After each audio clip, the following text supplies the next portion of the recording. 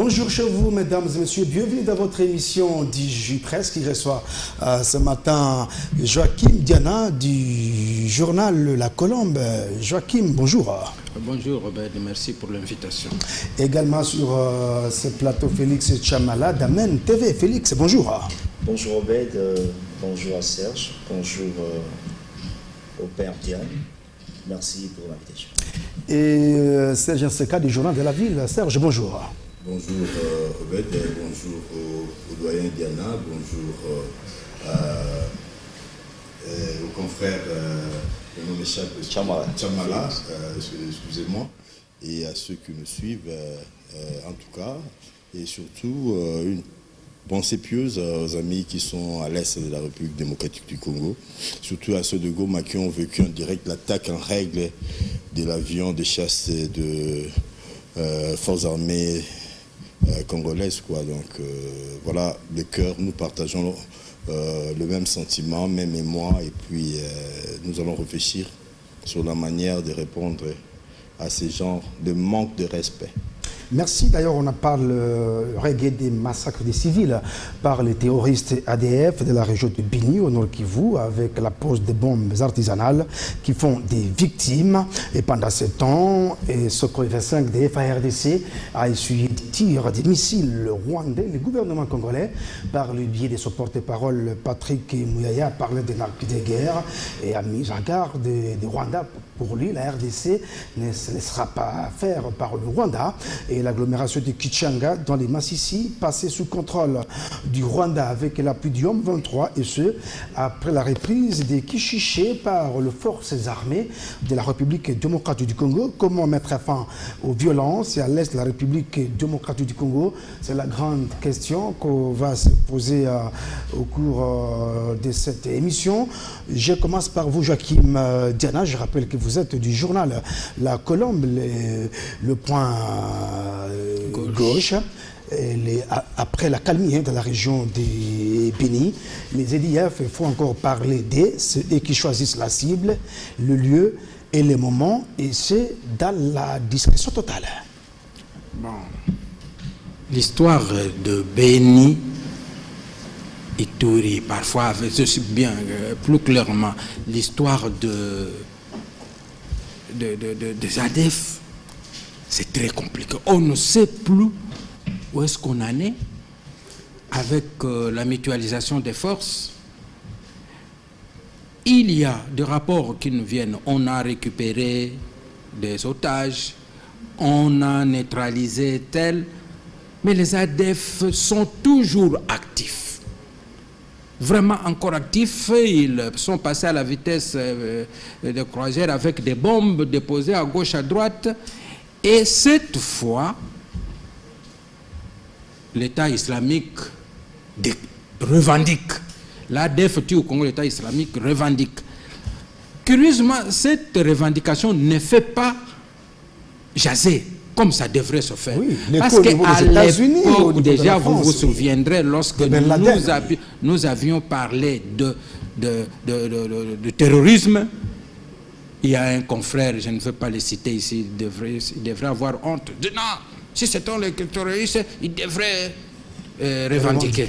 Comment il ne revendique pas? À l'époque, je me souviens, j'avais même écrit dans mon journal, et si Ben Laden se cachait dans l'Ituri ou à Beni. Et j'expliquais que ça ne veut pas dire que Ben Laden lui-même en personne, mais cette idéologie terroriste est déjà là chez nous. Nous sommes là maintenant. Alors, je crois que au moment où on devrait se consacrer totalement à cette histoire de terrorisme, voilà un mouvement défait depuis 2013, M23 ressort de sa tombe et le M23 revendique je ne sais plus quoi. Et j'entends même parfois des journalistes dire « Ah non, le M23 n'avait jamais été défait ». Les M23 avaient été effectivement défaits. C'est vrai que quand ils sont entrés à Goma pour la première fois, il y a eu ordre qui avait été donné au niveau international, ils se sont retirés. Mais quand ils se sont retirés de Goma, Ils sont restés à Bunagana, ils sont restés à Rumangabo, et ainsi de suite. Jusqu'à ce que, avec l'opération Pomme Orange, avec les Baouma et Mamadundala, on les a défaits jusqu'à News là-bas quand ils ont... Vous aviez vu les armes qu'ils ont abandonnées là-bas, ils ont fui en Ouganda et tout ça. Ils avaient été défaits. Et on a revu Bobasanjo venir ici pour dire non, vous avez gagné la guerre, vous avez défait les M23, mais vous n'avez pas encore gagné la paix, vous devez négocier avec eux. Négocier avec eux, pourquoi? Il y a des gens qui parlent, non, ils avaient signé un accord. J'aimerais rappeler ceci, c'est important pour l'histoire, que le 23 mars, ça veut dire accord du 23 mars. Cet accord-là n'avait jamais été signé avec le M23. C'est l'accord qui avait été signé avec le CNDP. Alors, quand on signe avec cet accord, ils entrent dans l'armée. Au moment de l'opération Umoja, ils montrent un comportement suspect, ils subtilisent les armes. On voudrait arrêter Bosco Tangada, il fuit au Rwanda. Et eux, les actuels M23 qui étaient restés, on leur dit, bon, vous, si vous êtes Congolais, on vous permet, vous allez à Kinshasa, vous allez au Kasaï, vous allez au Bandundu, à l'Équateur. Ils ont refusé et ils ont fini faire par leur mouvement. Ils sont allés jusqu'au Rwanda, défaits, ils sont revenus en force, deuxième fois, ils ont occupé la partie qu'ils occupent encore aujourd'hui. Merci. Alors, j'apprends qu'on a pris Tchichanga. Oui. Mais ça, c'est de la massicité. Je crois, on va revenir sur l'homme 23, on finit d'abord avec le tourisme de Béni. Alors, je vous donne 1 minute parce que l'homme 23, c'est la deuxième partie de cette émission qui doit faire et le gouvernement, les services de renseignement et la population pour faire face aux bombes artisanales. Vraiment, je crois qu'au grand mot, il faut de grands remèdes. C'est le moment où jamais on pense aux détecteurs. On doit y penser, parce que sinon, ça sera des gens qui vont continuer à mourir comme ça. On dit comment trouver les détecteurs au niveau des Béni? Il faut les acheter. Le gouvernement doit protéger autant qu'il achète. Ils ne sont même pas sur le marché. Mais les détecteurs, on les achète là où on les vend, parce que nous ne sommes plus sous embargo. On les achète là où on les achète et on les met, on n'en aura pas peut-être besoin à Kinshasa, mais on les met dans Béni, là, partout où il peut y avoir 5 personnes là. C'est difficile de dire aux gens, ne vous mettez plus en groupe. En groupe, oui. Mais comment les gens peuvent... Il y a des familles de 10 personnes. Oui. Ils vont manger comme les églises. Oui. Toutes les rédactions là-bas. Les écoles, ils doivent se mettre comment?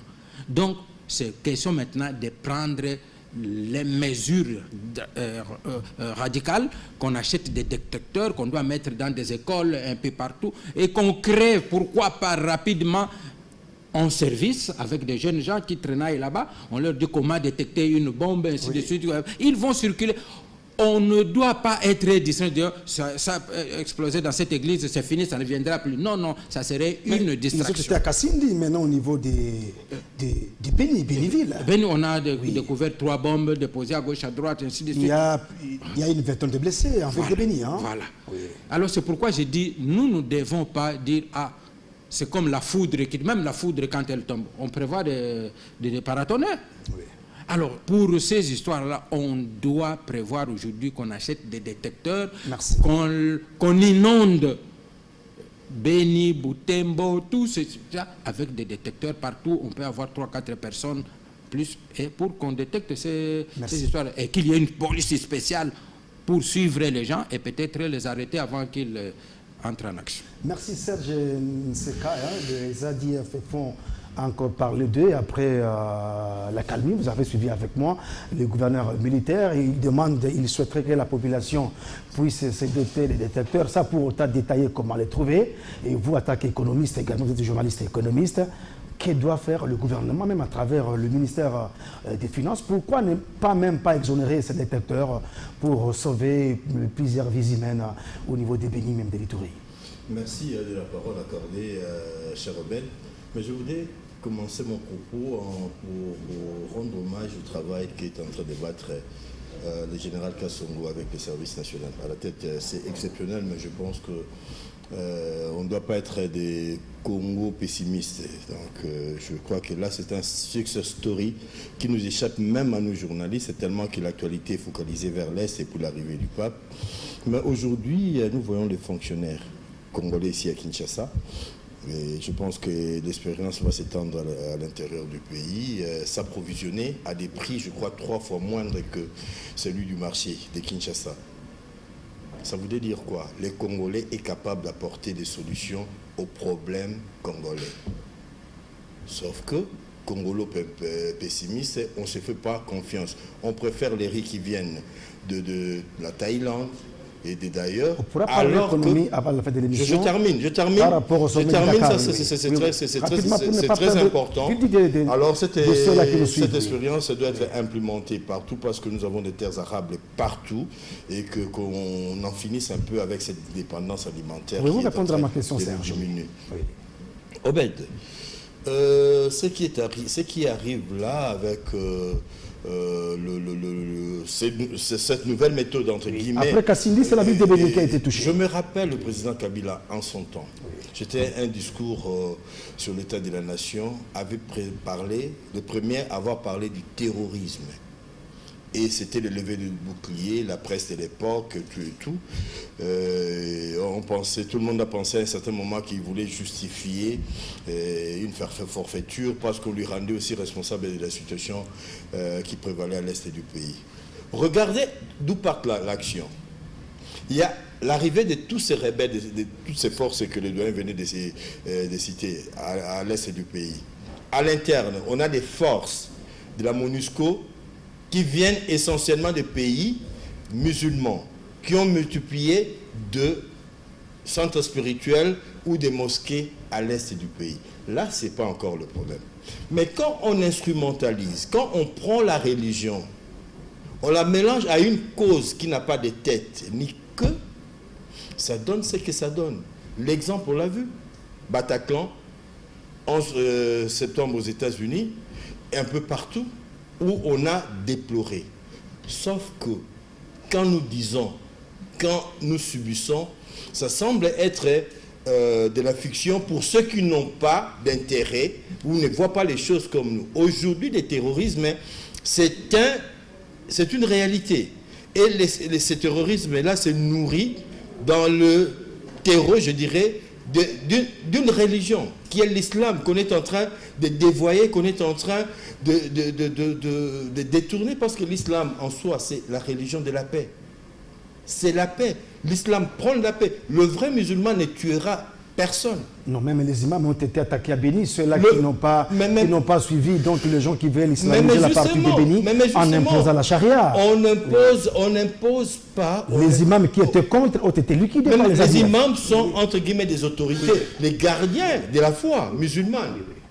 Alors, si les gardiens sont tués, c'est-à-dire qu'il y a des rebelles religieux qui sont entrés dans la religion pour prendre cet espace-là qui est la religion, pour en faire autre chose. Et autre chose, c'est prendre des bombes, le jeter. Le djihad qui se passe à Béni, le mettre dans le marché, le mettre dans les églises. Djihad en vue de quoi? Quel est le motif? Ceux qui revendiquent ces actes-là, c'est parce qu'il y a quoi? Parce qu'il y a un 23 qui a investi des territoires et qu'on les a chassés, on ne veut pas d'eux, alors on doit appeler Dieu de cette façon-là. Alors je crois qu'il n'y a pas de Dieu dans cette affaire-là. Il n'y a pas de Dieu dans cette histoire, dans cette démarche de AFDEL, excusez-moi, M23, ADF, M23 et alliés. Il n'y a pas de Dieu là-dedans. Et nous, la République démocratique du Congo... Ce sont des kamikazes qui promettent la vie éternelle. Oui, c'est eux. Ils sont endoctrinés. Mais la vie éternelle pour vous et pour ceux qui meurent. Pour le maman, le pauvre qui n'ont rien à voir avec la politique, ni avec l'armée. Pour eux, ce sont des cafris, c'est loin. Mais oui, mais quel est ce Dieu-là? Raisonnons par l'absurde. Quel est ce Dieu-là qui va t'accorder beaucoup de bénéfices parce que tu as tué ses enfants créés à son image et ressemblance? Il y a vraiment un festival d'illogisme là-dedans. Il n'y a pas d'intelligence, il n'y a pas de stratégie. Il n'y a même pas d'humanité. Mais c'est le gouvernement de plus communiquer pour conscientiser la population. De ne pas croire à ces gens-là qui... Voilà ce qui énerve. Qui veulent imposer la charia. Le gouverneur militaire de son État, il est censé savoir que dans l'armée, dans la police, il y a des brigades de déminage, des spécialistes anti-mines. Et il demande à la population de ce coin-là, reculé, d'acheter des détecteurs. Sur quel marché? Avec quel argent?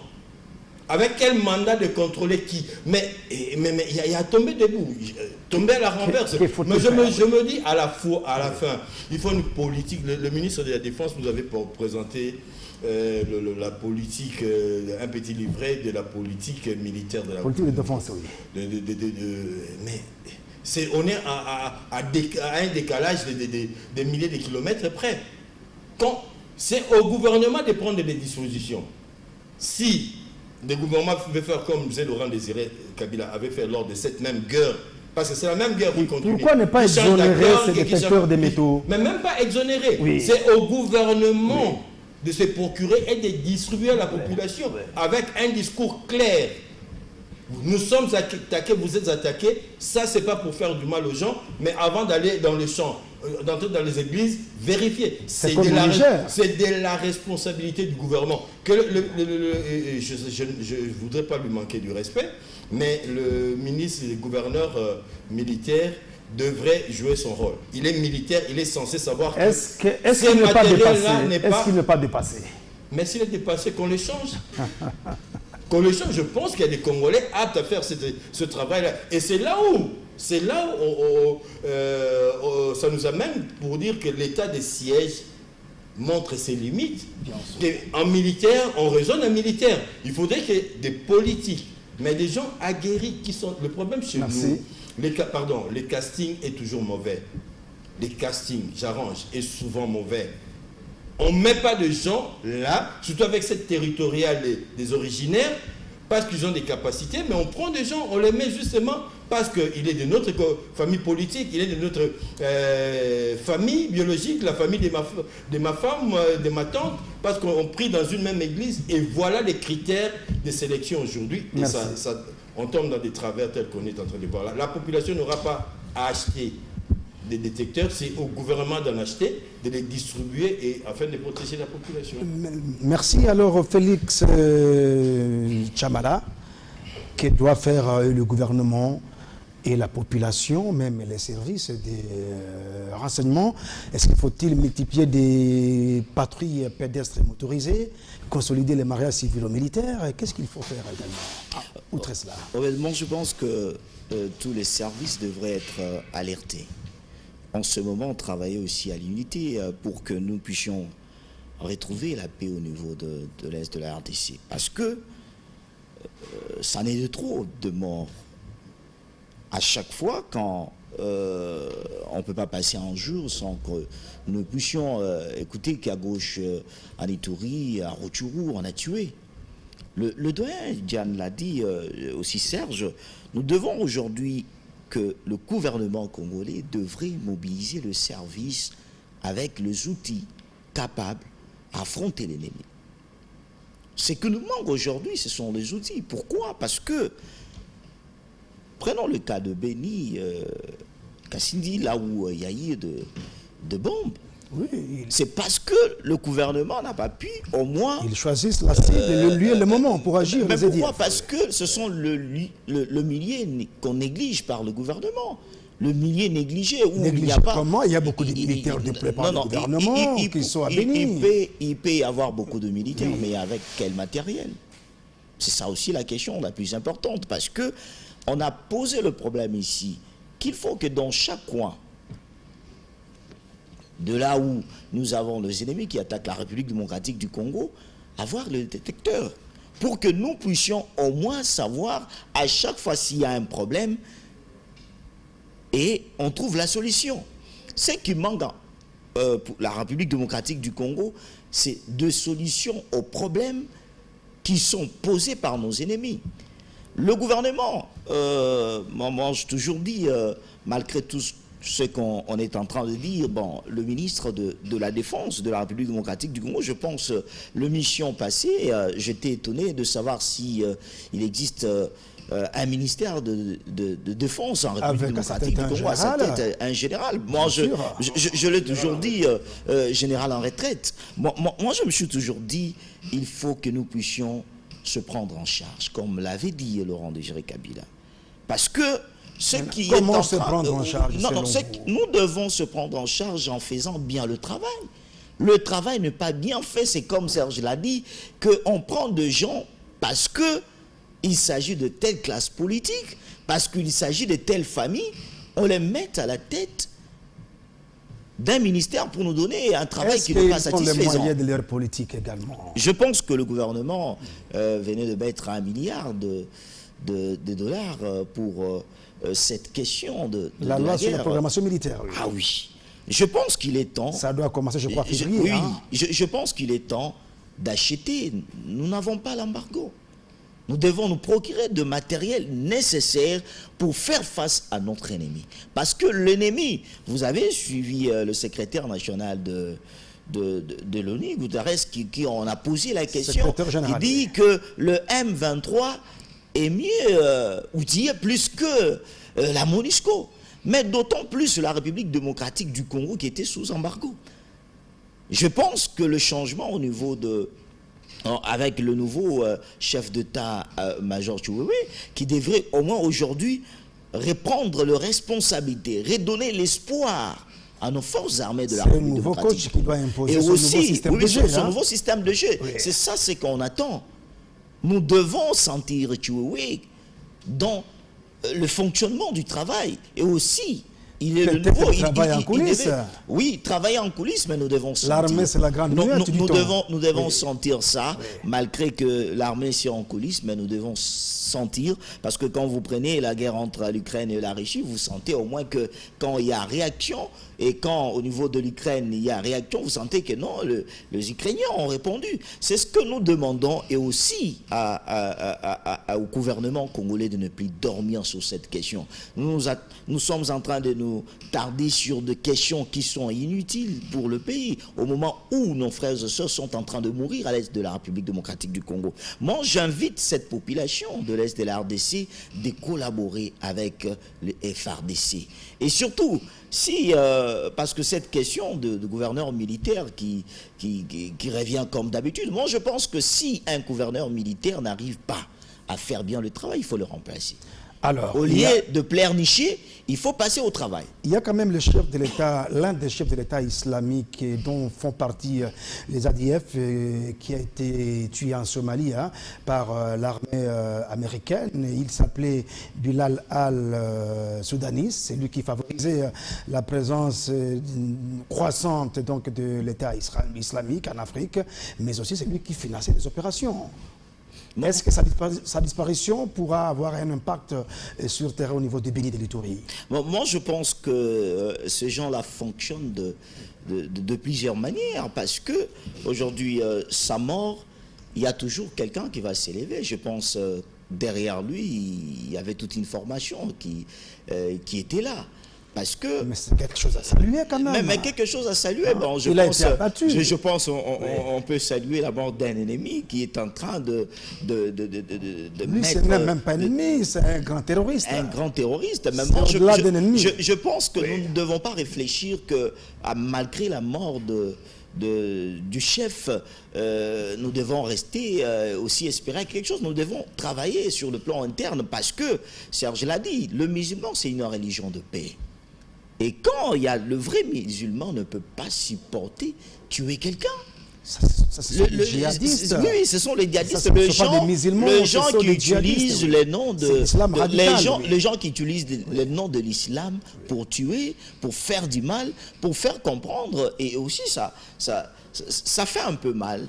Je demanderais que nous devons nous prendre en charge parce qu'il est temps. Il est temps. Merci. Parce que nous connaissons déjà le vrai ennemi de la République démocratique du Congo. Merci. Joachim Dana, on va parler directement M23, mais on va revenir sur le mariage civilo-militaire. Je vous donne 30 secondes. Il y a la population qui se plaint de Béni, de l'Itourie.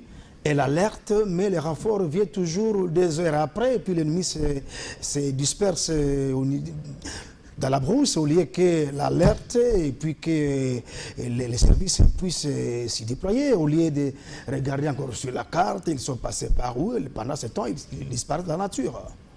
C'est ça, nous avons suivi ça. Ça décourage un peu la population. Dans le plan de défense que le ministre de la Défense avait présenté, il y a cet aspect important, la prévention. Oui.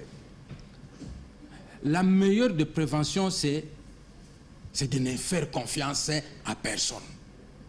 Comme je vous l'avais dit l'autre fois ici, qu'on ne peut pas faire confiance, dire non, à Brazzaville ici, bon, cette frontière, on peut la dégarnir parce qu'avec Sassou Nguesso, nous avons de très bonnes relations. Tout peut arriver. Non, ici, non, tout peut arriver les jours où, les jours où quelque chose passe dans la tête d'un homme, toutes les normes disparaissent, ou alors un fou prend le pouvoir à Brazzaville, renverse Sassou Nguesso, que toutes vos bonnes relations avec Sassou Nguesso sont terminées.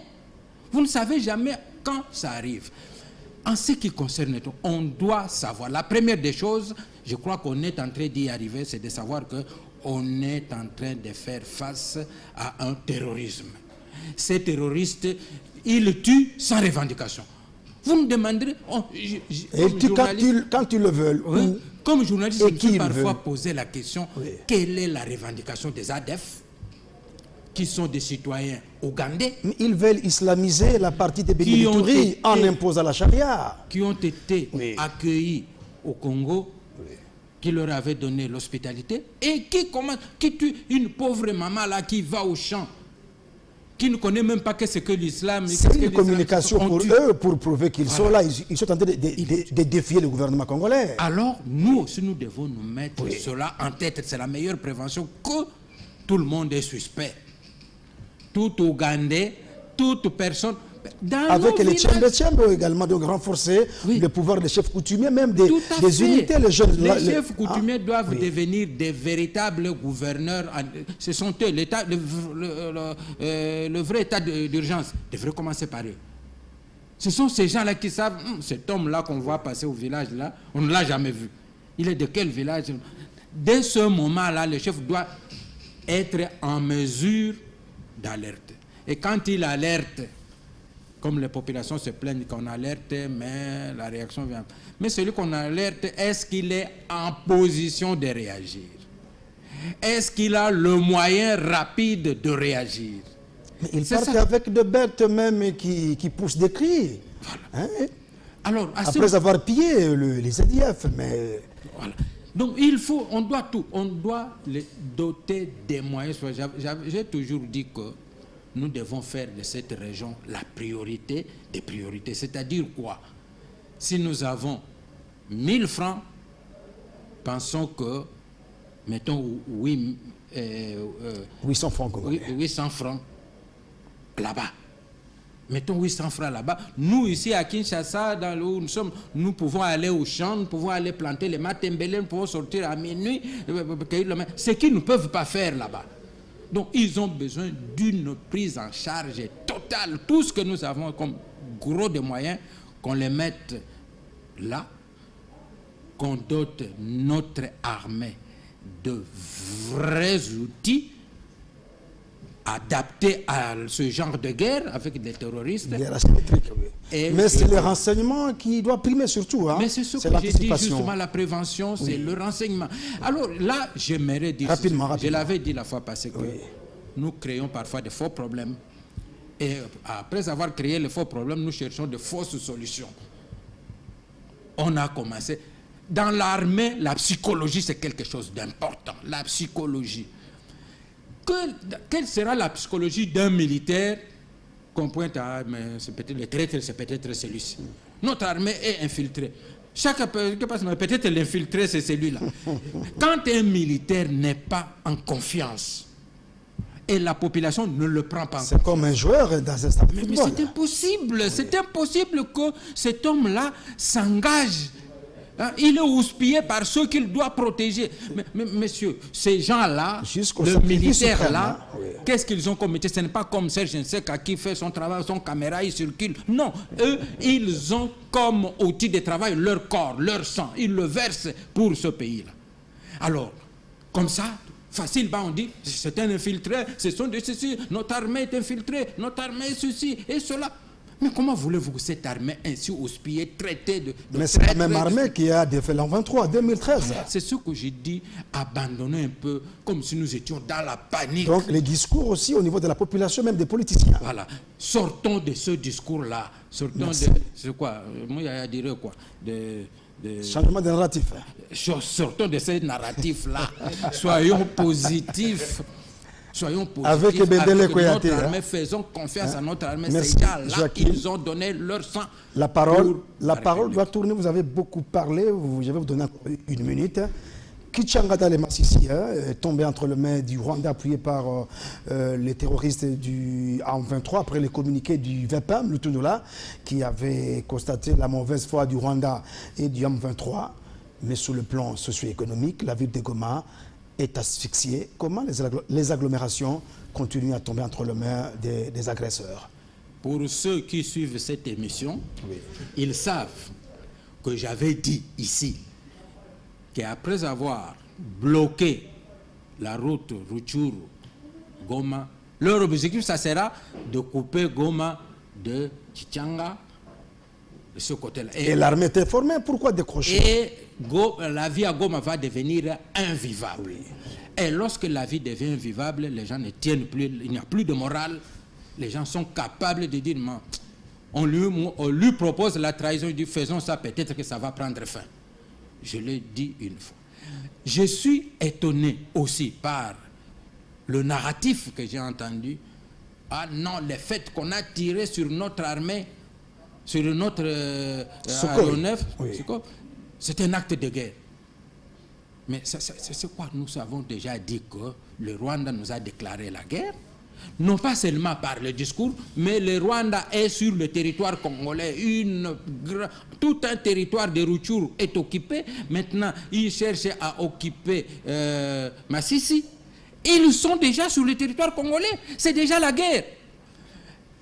Vous allez dire qu'ils ont tiré sur l'avion, c'était un acte de guerre. C'est comme s'il n'y a jamais eu d'acte de guerre. Alors que nous le disons chaque jour que nous sommes en guerre, le Rwanda nous a déclaré, nous sommes déjà en guerre avec le Rwanda. Ce qui veut dire quoi?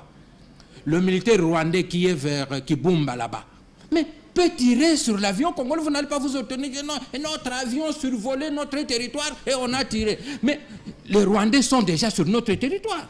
Est-ce que notre avion peut survoler encore Kichanga, peut survoler Bunagana, peut survoler Kibumba tranquillement et revenir? Non. Soyons réalistes, ne soyons pas dans l'émotionnel, dans le discours. Nous sommes déjà en guerre contre le Rwanda. Le Rwanda peut tirer sur un bateau. Un jour, vous apprendrez à Goma, on a il y a eu une torpille sur un bateau, ainsi de suite. Et je voulais terminer que ne soyons pas surpris que ces terroristes-là, qu'un jour vous apprenez qu'ici à Kinshasa, dans un grand hôtel, dans un stade, ils ont mis une bombe. Oui, il faut être prudent même à Kinshasa. Prudent dans tout. Vous vous souvenez à un moment où les États-Unis d'Amérique avaient fermé leur ambassade pendant 3 semaines? Oui. Pour les terroristes qui étaient là. Pendant que nous on disait non, il n'y a pas de terroristes, il y a ceci, les gens qui sont là-bas, Kabila complice, et ainsi de suite. Les Américains ont fermé leur ambassade, craignant que les terroristes là, qui sont à l'est là, avaient promis grâce à Shebab. Mais ils voyagent partout. Voilà. Merci. Ils voyagent partout. Donc soyons prudents. Serge Nseka, l'avion Sukhoi, l'avion de chasse congolais a essuyé des tirs de missiles à provenance du Rwanda. Et c'était en colère. Ce Sukhoi a infligé des pertes énormes sur la ligne de front au niveau des Rutshuru pour se venger. Kagame a tiré sur cet avion de chasse. Heureusement, le héros est arrivé avec cet hélicoptère, donc cet avion, donc les pilotes de guerre. Et pendant ce temps, le gouvernement qui a récupéré Kisiché, où les M23, les Rwandais, avaient commis des actes des crimes de guerre, des crimes contre l'humanité, et l'agglomération stratégique de Kichanga dans les Massissi a été récupérée, a été prise hier par le Rwanda et l'M23. Voilà, à ces jeux des passe-passe, nous pensons qu'à un certain moment, en commençant d'abord par l'attaque de Sukhoi, c'est pas une nouveauté. Avec preuve à l'appui. Et le Rwanda a revendiqué. C'est vrai que ça a énervé. C'est vrai que ça a renversé tout le monde dans son amour propre, dans sa dignité. Mais à un certain moment, vous ne voyez pas que l'ennemi est en train de multiplier des stratagèmes. On utilise le terrorisme sur terrain, sur des populations civiles qui n'ont rien à voir avec le conflit politique. On instrumentalise une religion qui est l'islam parce que c'est qu'on ne veut pas, on ne sait pas obtenir politiquement, militairement, on essaie d'imposer au travers de la foi, de la religion, et par imposition. Et là, des frappes directes, ça tire, comme on dit en langage imagé, à balles réelles. Et ça se passe dans l'espace congolais. Qu'est-ce que nous attendons? Vous avez parlé des fénéstrations tout à l'heure du chef d'un groupe terroriste, groupe islamique. Qui coopérait avec les ADF. C'était opération montée commandée par les Américains. Les États-Unis se trouvaient à combien de kilomètres de là où on a assassiné? Mais la guerre est technologique. Pardon? S'il te plaît. Pour les intérêts des États-Unis, ils sont allés agir en Arabie Saoudite. Ils sont allés agir au Pakistan, même en Afrique, en Ouganda. Mais nous savons que ça vient. Vous dépassez donc la frontière et vous êtes au Rwanda. Pourquoi on ne ferait pas la même chose? Pourquoi nous confondons dans le communiqué pour fustiger le comportement? Mais depuis les États-Unis sont un pays voyou.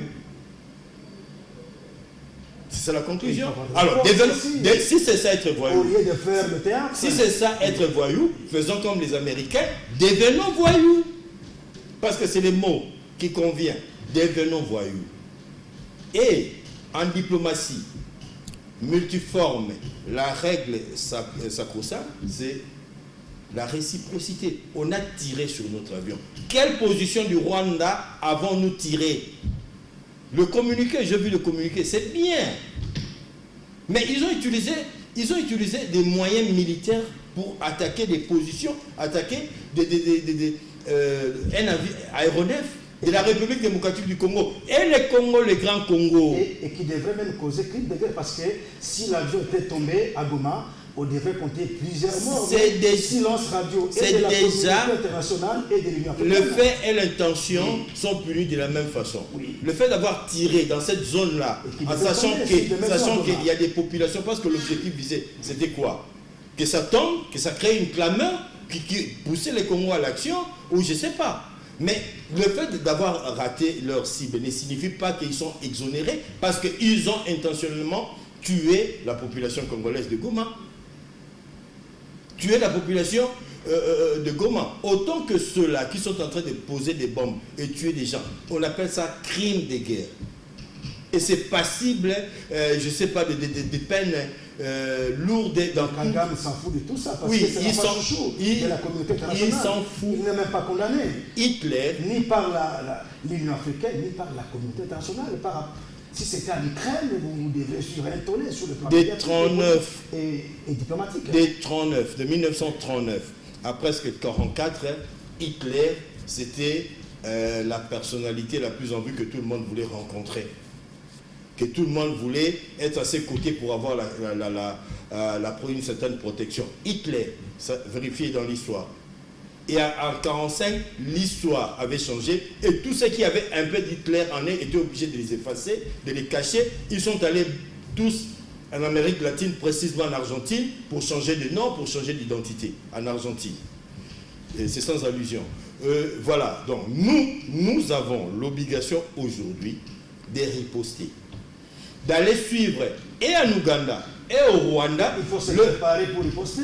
Mais écoutez, oui. Nous avons et se préparer. Est-ce que vous êtes d'accord sous l'effet de l'émotion. Vous êtes d'accord, il n'y a rien d'émotif dans ce qu'on est en train de dire, il n'y a rien d'émotif dans ce que nous sommes en train de vivre. Oui. On tue, on attaque, on pose des bombes, il n'y a rien d'émotionnel là-dedans. D'ailleurs, on est froid comme le marbre quand on le dit. C'est-à-dire que dans ce pays, tu conviendras avec moi que nous avons des gens à qui la République a payé des études dans de grandes académies pour apprendre l'art de la guerre.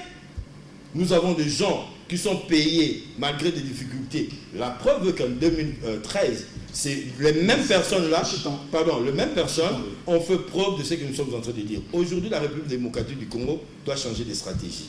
Doit être beaucoup plus incisif, beaucoup plus, je dirais, transgressif pour ne pas dire voyou. Et ça s'en foutrait pour un moment de toutes ces règles-là de bienséance qui voudraient que vous échangiez des civilités. Aujourd'hui, le gouvernement continue à revenir sur la feuille de route de Luanda. Alors il faudrait changer ces gouvernements. À la fin, il faudrait changer tous ces gouvernements-là, mettre un gouvernement de combat qui va prendre comme objectif la paix à l'Est. Parce que nous avons un gouvernement qui est un peu BCBG, qui est là dans le velours. Non.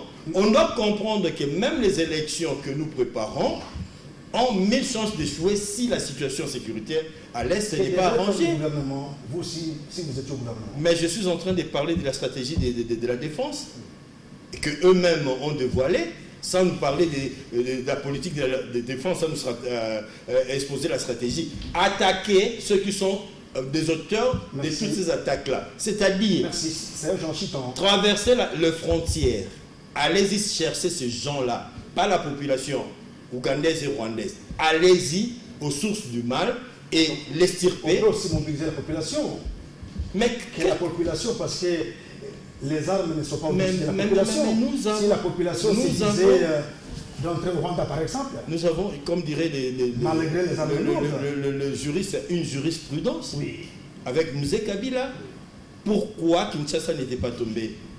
Pourquoi ces forces-là rwandaises n'étaient pas entrées? Et pourquoi, malheureusement, je le dis à mon corps défendant, il y a cette, je dirais, mauvaise réputation de Rwandais à Kinshasa.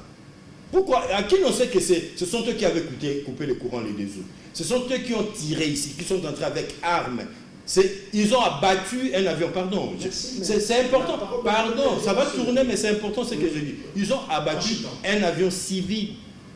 C'est dans la mémoire collective. Ne venez pas nous dire ici la stigmatisation. Mais quand ils nous ont stigmatisés, nous ont envoyé des gens ici pour nous tuer dans cette ville. Où étaient ces gens-là les donneurs de leçons? Aujourd'hui, nous devons sortir de ces carcans, commencer à faire des choses à notre manière, avec seul objectif, le bien du Congo. Merci alors Félix Chamala. Pourquoi 2 poids, 2 mesures? Grâce à l'Ukraine, vous sentez la communauté internationale, les grandes puissances. Si les Sokoi étaient tombés, on devrait assister au désastre au niveau de la ville de Goma, qui est l'une des villes les plus peuplées de l'Est de la République démocratique du Congo. Et pourquoi ne pas copier à l'Ukraine avec Zelensky? Pendant la guerre, il n'y a pas d'opposition, il n'y a pas de majorité. Bon, je pense que ça sera difficile parce que nous sommes déjà habitués, surtout en République démocratique du Congo, la politique qui prime. En ces stades, ceux qui veulent que non, qu'on puisse récupérer tel village, telle ville, ça leur fait du bien, hein? Au moins ça leur fait du bien. Je pense que nous avons... Ça peut leur faire du bien. mais il y a... Suivez les interventions de certains politiques. C'est ce qui prouve. Lorsque quelqu'un apprend que Béni est attaqué, c'est-à-dire la personne est importante et contente parce que Béni est attaqué. Pourquoi? Non, parce que Tshisekedi devrait échouer. C'est ça, là. Ouais, oui. C'est-à-dire, c'est ce que j'ai dit, même à travers, même avec Kabila, c'est ce qui s'est passé. Quand je parle de politique, quand vous prenez à l'époque, même ici, quand il y a eu des problèmes avec Joseph Kabila, il y a au moins à mettre terme avec le M23. Mais il y avait certaines personnes qui n'étaient pas tout à fait contentes. Pourquoi? Parce que la guerre s'est terminée au niveau de l'Est de la RDC. Ici, le problème est que nous avons un problème. La République démocratique du Congo est attaquée, surtout visé parce que nous avons de richesses. Et ces richesses, les multinationaux, ils ne le laisseront jamais vivre en paix. Pourquoi? Parce qu'ils en profitent. Pourquoi il faut être unis? Alors, il faut cette cohésion. Mais cette cohésion, nous devons, nous tous, être dans une seule marmite. Parce que le camp politique, ce qui fait défaut, depuis que la guerre est au niveau de l'Itourie, là où nous avons eu l'état de siège, combien de consultations politiques ou bien de réunions politiques avons-nous que nous avons assisté au temps de Tshisekedi ici? Mais c'est au président aussi mais c'est ce que nous sommes en train de dire. Il y a seulement de réunions quand il s'agit des questions politiques. Mais quand il s'agit des questions de guerre, là, mais c'est ce que nous ne voulons pas que la République démocratique du Congo soit divisée. Mais le problème en est que nous devons être capables de faire ce qui est essentiel. C'est-à-dire nous devons travailler notre armée. Parce que ce qui est en train de se faire, c'est sous les yeux de cette communauté de l'EAC qu'on nous fait chanter matin, midi, soir. Qui ne combat même pas. Qui ne combat même pas. La paix sera imposée par l'État RDC. Mais justement, c'est ce que j'ai dit. Nous ne devons pas faire confiance au moment où, au niveau interne, nous ne sommes pas capables. Nous devons travailler notre armée. C'est-à-dire, non, c'est même très honteux. C'est même très honteux quand on voit le Sud-Soudan venir recourir en République démocratique du Congo. C'est tellement très décevant. Pourquoi? Parce qu'on est en train de mettre nos priorités à côté. On ne s'intéresse pas de la guerre. C'est ce que nous sommes en train, Serge l'a dit, à ces stades, nous devons avoir un gouvernement de guerre. Ce n'est pas un gouvernement, il a bien placé les mots, un gouvernement BCBG où le ministre, on les retrouve dans des places qui ne sont pas même responsables pour eux. Au moment où à l'Est... Donc pour vous, le ministre de la Défense de l'Intérieur devrait s'installer... Je vous ai toujours dit que ce soit le ministre de l'Intérieur ou de la Défense ne devrait pas rester à Kinshasa ou commencer à imposer des lois à un ministre qui circule vers la route boulevard Lumumba. Pourquoi? Nous devons contrôler, est-ce qu'on fait un bon travail ou quoi que ce soit. Nous devons avoir des ministres qui sont là pour aider la population congolaise. Et aussi cette question que le doyen Diane a évoquée sur cette question de confiance entre la population et l'armée congolaise. Pourquoi? Parce que on a déjà inculqué dans la tête de Congolais que notre armée est infiltrée. Mais alors, la population ne sait pas à qui donner confiance. Pourquoi? Parce que tout le monde est suspect. Personne ne fait confiance à l'armée. Pourquoi? Parce que même au niveau de Kinshasa, si tel général est cité ou tel général, c'est toujours non, il y a tel général qui est cité dans tel dossier, c'est eux qui mettent. C'est pour cela que nous voulons que le temps est venu. Le chef de l'État a promis de faire un gouvernement, mais je ne voulais pas que ce gouvernement soit un gouvernement ou un gouvernement BCBG. Nous voulons un gouvernement qui devait se prendre en charge pour que nous puissions mettre totalement fin à cette problématique de guerre au niveau de l'Est de la RDC. Parce qu'il est temps et il est l'heure de faire ce qui est essentiel pour que cette population qui se trouve, cette population, une partie de la République démocratique du Congo, qui nous ne voudrons jamais que ça puisse partir. Merci. Joachim Diana, quelle solution pour en finir avec les violences en imposant la paix à la République démocratique du Congo et comment construire ces systèmes de défense avec cette loi de programmation militaire? Voilà. J'aimerais entendre demain que mon frère Paluku de l'industrie a un peu mis de côté la batterie électrique pour une petite usine pour fabriquer cartouches. Ça l'avait dit, hein. Oui, nous le devons. Nous le devons. Nous avons tous les moyens possibles pour que, ne fût-ce que pour de cartouches là, dans les armes personnelles et tout ça, qu'on n'aille pas acheter. Donc l'industrie de guerre. L'industrie de guerre, on doit la mettre en place. Même si, c'est-à-dire un programme à court terme, à moyen et à long terme. C'est là que m'arrive en tête un des discours du sénateur à vie aujourd'hui, le président Kabila à l'époque. Il dit que pour le moment, dans les médias, nous sommes obligés de recourir aux amis pour nous défendre. À court terme, nous allons nous défendre nous-mêmes. Mais à plus long terme, quiconque voudra attaquer le Congo, ça sera un suicide pour lui. Cela, il faut une industrie d'armement pour cela. À propos de l'UAC, je me fais une réflexion. Quand ça arrive, je ne dors pas. Je me dis, l'UAC, le Rwanda qui nous fait la guerre, est membre de l'UAC. On a dit, les troupes rwandaises ne viendront pas.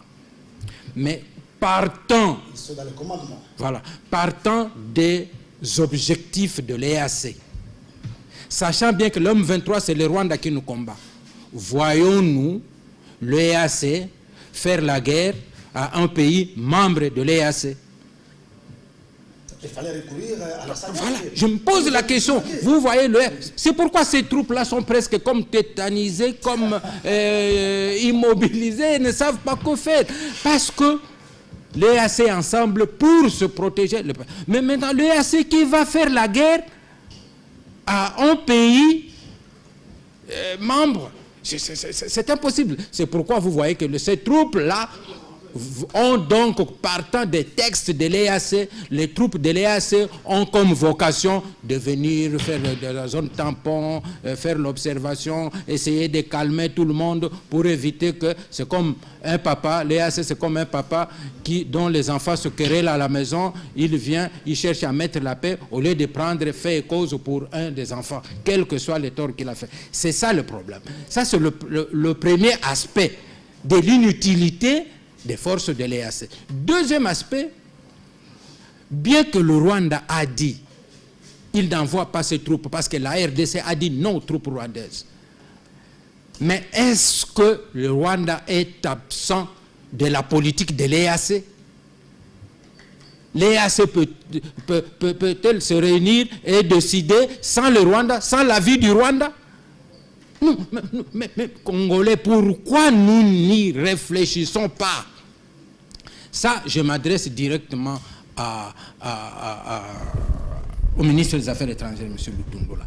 Aviez-vous dit la vérité au président de la République à propos de troupes de l'EAC? Avez-vous dit la vérité? Parce que lorsque le président dit dans un média international que cette force-là va entrer par Bunagana et vous allez voir ce qui va arriver à... Il était sûr de lui-même, il était rassuré. Mais le président n'a pas dit des choses dans l'heure. Il a dit sur base de ce qu'on lui a fait comme rapport. Monsieur Lutundula, aviez-vous dit la vérité au président de la République? Ce qui s'était... Aviez-vous tourné et retourné dans tous les sens la question de la force de l'EAC? Jusque-là, sur base de tout ce que je viens de dire là, cette force-là ne fera rien au moment où le M23 va continuer à... La brigade était encore mieux avant que le paratonnerre ne puisse... La brigade est venue réellement, même si on l'a mis dans le paratonnerre MONUSCO. D'ailleurs, dès le moment où on avait dit, oui, la brigade va travailler avec la MONUSCO, je me suis dit, voilà. Donc, comment deux forces différentes pourraient travailler ensemble? La MONUSCO est là pour l'observation. Depuis le départ, à partir de la nature des troupes qu'on nous a amenées, c'était pour l'observation. Et l'EAC est venu aussi pour faire l'observation. Pendant ce temps, des Congolais sont dehors. Ils ont besoin de quelqu'un qui attaque pour chasser les troupes rwandaises qui sont sur notre territoire. Merci alors, Serge Nseka. Concrètement, comment reconstruire ce système de défense avec la loi de programmation militaire et 1 milliard Mais concrètement, pour que cela puisse réussir sur le terrain, jusqu'à là c'est sur papier, et avec les nouveaux coachs qui devraient changer automatiquement ce système de jeu, donc le patron des FARDC, le chef d'état-major général, pourquoi ne pas recenser les troupes engagées au front et puis remonter le moral des troupes? La loi de la programmation militaire, 1 milliard chaque année, c'est très bien. C'est une première, une grande trouvaille pour la Congo. Ce gouvernement doit vous critiquer. Non, on n'a pas critiqué le gouvernement. Oui. Nous disons qu'aujourd'hui, il faut un gouvernement de combat qui correspond à la situation, qui prendrait la guerre comme une priorité.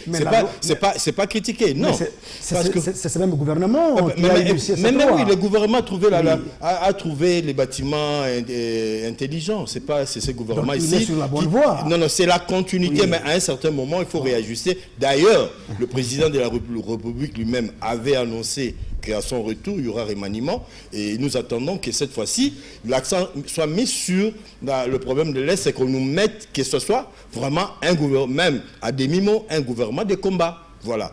Et 1 milliard, c'est beaucoup, mais un char peut coûter jusqu'à 600 millions de dollars. Vous voyez un peu sur le terrain, c'est que ça peut... Nous avons beaucoup de minerais, pourquoi n'avoir pas de PPP? Je parle par rapport à la loi des programmations militaires. Oui. Nous, on doit tempérer des fois nos ardeurs. Ce qu'il nous faudrait aujourd'hui, Obed, il faudrait conscientiser la population, mais toutes les instances de la vie congolaise, que nous sommes en guerre. Il ne faudrait pas que la déclaration vienne nécessairement de l'Assemblée nationale, du Parlement, comme c'est prévu dans la loi, alors que, en fait, nous sommes des pleins pays en pleine guerre. Quand on nous attaque sur notre terrain, on ne peut pas dire nous croisons le bras parce que la guerre est déclarée. Nous devons nous assumer. On doit, au jour d'aujourd'hui, le général Chiwewe, je le dis, en tout cas, je le dis pour lui, c'est comme un ministre des Finances, de l'économie. Faites-moi une bonne politique, je vous fais une bonne économie. Faites une bonne politique militaire, Chiwewe conduira les hommes de troupes sur terrain. Mais il n'est pas magicien, il n'est pas, comme le disait le maréchal, il n'est pas un magicien. Il faudrait que le gouvernement, l'armée, été pris. Pardon. L'armée, c'est le bras séculier du gouvernement. Oui, outre l'argent. Armée, azamwa na mosala, na lobango na lingala, il y a gouvernement. C'est au gouvernement de dire, nous voulons ça.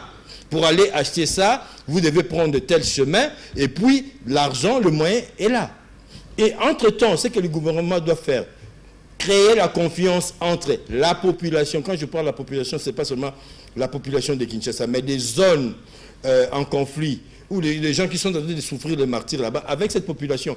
Dans ce sens que quand on appelle, on lance des alertes, que cette armée soit capable de se mouvoir pour répondre aux problèmes. Si à chaque fois qu'on lance des alertes, l'armée ne réagit pas. Et à la fin, on tue les gens. Mais comment voulez-vous que ces gens-là croient à l'action de Chiwewe et de ses hommes? C'est-à-dire qu'il faudrait que tout soit fait. Des petits téléphones également à doter. Bien entendu. Je reviens même sur le détecteur que l'État doit acheter. J'ai dit doit acheter pour remettre aux populations du coin, de manière à ce que c'est pour leur protection d'abord. Parce que le rôle premier de l'État, c'est aussi de protéger la population. Ce ne sont pas les élections, c'est d'abord la protection. Mais on risque de ne pas avoir des élections dans ces zones de conflit quand ça sera toujours occupé par le M23 et on dit que le gouvernement puisse se préoccuper par l'arrivée du pape qu'à l'Est. Mais le porte-parole du gouvernement a réagi, il dit il va faire passer ce message pour que le pape... Le gouvernement, c'est comme la mère des jumeaux, la maman des jumeaux. Oui. Elle doit être capable à la fois de tenir les deux enfants entre les mains, même plusieurs, selon qu'on a eu 2, 3, 4, 5 enfants au même moment. C'est-à-dire, l'arrivée du pape aujourd'hui ne dérangerait en rien, à mon sens, le travail qui doit être fait par les forces armées, qui est commencé depuis 20 ans auparavant. Et au contraire, notre gouvernement et nous-mêmes, quand je parle de nous, c'est la presse, devrions avoir les génies de transformer l'arrivée du pape en un avantage pour nous. Le pape arrive, par exemple, avec plus de 80 organes de presse, selon le ministre Mouyaya. Mais nous devons avoir le temps de discuter avec ses confrères-là, d'expliquer la vraie réalité. Il pourrait avoir un peu de presse à bord de son avion, comme de il a dit retourner, oui, il y aura des journalistes congolais, selon lui. Je dis, de retourner la situation de communication à notre avantage. Au pape, hein, qu'ils sont ce qui se passe réellement. Je vais vous raconter, une petite anecdote. Rapidement, à 30 je recevais quand j'étais à Raga le groupe Makoma. Oui. Ils sont allés se produire en Australie. Et ils disaient que nous venons du Congo, Zaïre, les gens ne s'en souvenaient pas. Et vous savez que le mois qui a fait que les gens se souviennent de notre pays, le combat à Ali Foreman. Le pape vient ici et tout le monde parlera du Congo. Qu'est-ce qu'on va mettre dans ces discours-là? Que nous sommes attaqués, les femmes sont violées par Kagame. C'est le discours l'Ituri, même Goma, pour venir raconter. Bien entendu, donc je pense que c'est quelque chose qui participe à cette stratégie de la guerre. Et ça peut tourner à notre avantage si les génies congolais peuvent jouer dans ce sens-là. On met l'affairisme du côté vraiment, et on cherche un objectif. Serge Seka, dans 20 secondes sur l'industrie des guerres en RDC, comme l'a suggéré les doyens. Mais on l'a dit ici, oui. On doit jeter de côté tous ces règlements qui voudraient nous enfermer dans un carcan. On a ce qui... Monsieur Laurent Désiré Kabila, à un certain moment, avec fait cette tentative-là, ça lui a valu ce que ça lui a valu. Oui, nous avons mais nous devons prendre, nous avons des chimistes et nous avons des super ingénieurs ici. Le fait de commencer ces programmes-là appellera les États-Unis à venir discuter avec nous, sans même passer par le Rwanda. Ils viendront vers nous. Commençons quelque chose dans ce sens-là. Je pense que ça fera avancer les choses sur le terrain. Merci. Le ministre de l'Industrie vous écoute. Eh bien, je m'adresse justement au ministre de l'Industrie, Julien Paloukou, qui en a, je crois, la tutelle, qu'on nous mette sur place des industries, même de manière cachée, de l'armement, même léger, qu'on commence quelque part à produire même de balles, des explosifs. Et ils viendront parler avec nous. D'abord avec lui. Mais oui, bien sûr, bien entendu. Et je pense que le ministre, s'il suit l'émission, le message est pour lui. Oui, il suit l'émission.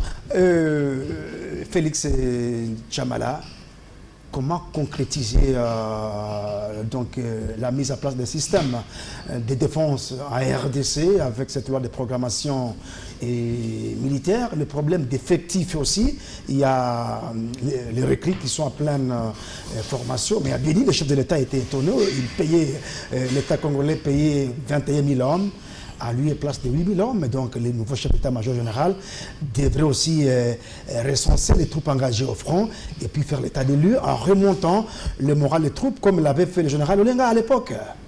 Je pense que le général, le chef d'état-major Chiwewe devrait travailler à ce stade-là. Parce que nous puissions éviter tout ce discours de une armée infiltrée, une armée où on trouve de gens qui ne sont pas à leur place. Parce que vous savez que dans la partie est de la RDC, il y a toute une équerrie de généraux qui se sont déjà, c'est comme déjà, cette partie est comme leur maison familiale, ils ne veulent pas qu'on puisse même le changer, justement, pourquoi? Parce que ils sont en train d'entretenir certaines collaborations avec les ennemis de la République démocratique du Congo. Le gouvernement devrait, avec cette somme d'argent, travailler sur ce plan-là de restructuration. Surtout, ce que nous demandons, c'est la discipline. Qu'on puisse aussi parler du détournement dans cette affaire. Ce que nous voulons que Chiwewe devait restructurer l'armée, justement avec le nouveau venu qui sont en pleine formation. Il faut rajeunir l'armée, leur donner déjà, parce que le problème aussi, c'est qu'on est en train d'inculquer à nos forces armées de la République démocratique du Congo. Avec le nouveau venu, il faut leur déjà montrer ce qui est priorité pour la République démocratique du Congo, pour récupérer le reste, parce que avec le matériel qui sont nécessaires à faire ce qui est essentiel, parce que avec eux nous pouvons arriver, parce que moi jusqu'aujourd'hui j'attends, il vient d'entrer en fonction, le chef d'état-major Chiwewe, j'espère qu'il doit se mettre Mais on ne le sait pas encore. Non, il doit se mettre parce que il a trouvé une armée déjà avec trop d'accusations. Il devrait aussi s'intégrer, écouter de gauche à droite, se questionner. Je voulais un peu clôturer. Oui, c'est juste une interpellation que je voulais faire au général Kassongo, le commissaire de Kinshasa. Rapidement. Il devrait un peu s'occuper de cette question de Koulouna à Kinshasa. Merci. Parce que dans la commune de Barumbu, Lingwala, Kinshasa, on coupe de gens, de mains, de têtes. Et je te l'ai dit, moi, j'ai vécu ça. Et je pense écrire au général, et il a regardé mes appels, parce que ce sont des enfants bien identifiés. J'ai dit même au général dans mes messages, je vais vous aider à retrouver ces enfants-là. Oui. Cette population de ce coin, Kinshasa, et ce sont même les enfants de 13 ans, 14 ans, bien identifiés. Merci, l'État doit se Mais poser. pourquoi dormir? Les colonnes risquent de devenir un problème. Oui, de devenir un problème. C'est ce que j'appelle le général Kassongo. Nous sommes là, il a demandé que les journalistes puissent l'aider. Oui. Nous sommes là pour l'aider parce que ces enfants... On est à la fin de l'émission. C'est tellement très horrible. Merci. Joachim Diana, dans 10 secondes, outre l'industrie de guerre, faut-il africaniser la guerre en RDC dans 30 secondes? Africaniser? Oui, la guerre. Avec les chefs coutumiers, les vrais chefs coutumiers. Les vrais, même mon Pas frère... ceux-là qui trompent ici, à Kinshasa. Mon frère Bifou m'a dit tout le temps, bientôt. Bientôt. Quand on nous donne, nous allons partir. Oui. Moi, il va envoyer je les pense abeilles, que mais ça traîne depuis. la première des choses, Oui. l'armée est moderne, elle est technologique. Oui. Organisons-nous sur le plan technologique. Cherchons à acquérir des drones, cherchons à acquérir des détecteurs. Il en faudra beaucoup à l'arrivée du pape ici. C'est le moment de penser, de, non, nous sommes à Kinshasa, non, des détecteurs, de visiter que les gens qui viendront soient bien identifiés et consorts et tout ça. Et les chefs coutumiers, c'est ce nom spirituel, on doit en tenir compte. J'avais entendu à l'époque le chef coutumier de qui avait dit que le président, à l'époque, le président Kabila nous invite, comme ça nous descendons à Beni là-bas, nous allons larguer les abeilles. Mais écoutez, je pense que si cela est faisable... À l'époque des musées, on a connu. Au lieu d'attendre que le président Félix Tshilombo les appelle, moi, je les appelle chefs coutumiers. Oui. Descendez à Kinshasa, prenez, demandez audience au président de la République. Faites-lui la démonstration. Mais le président s'est attaqué lui-même. Oui. Merci, on est à la fin. Oui. Serge, je ne sais qu'on est à la fin. Maintenant, je pense que sérieusement, quand je parlais tantôt de créer la confiance entre la population et l'armée, mais les chefs coutumiers sont des leaders naturels, nos chefs naturels. Quand on les convainc, ils peuvent, à travers le pouvoir qui leur sont reconnus, mais les vrais chefs, pas des chefs diplomates. Oui, mais je ne parle pas des charlatans. Je crois qu'on parle des chefs. Les chefs, c'est des chefs. Il n'y a pas des chefs à peu près, quoi. Les demi-mesures qui roulent avec des grosses jeeps à 200 000 $, ici, non, pas ça. De vrai. Merci, on est à la fin de l'émission d'ici presque qui recevait Joachim Diana du journal La Colombe, le peu gauche. Merci. Et puis Félix Chamala d'Amen TV et puis Serge Seka du journal de la ville. Retrouvez cette émission en rediffusion à 23h45 et samedi à 9h40 et 15h45 et dimanche à 9h30 à la radio Digital Congo sur le 16.5 samedi et dimanche et à Béni, sur la radio Télégra Béni RTGB. Bonne journée chez vous, accompagné de votre chaîne.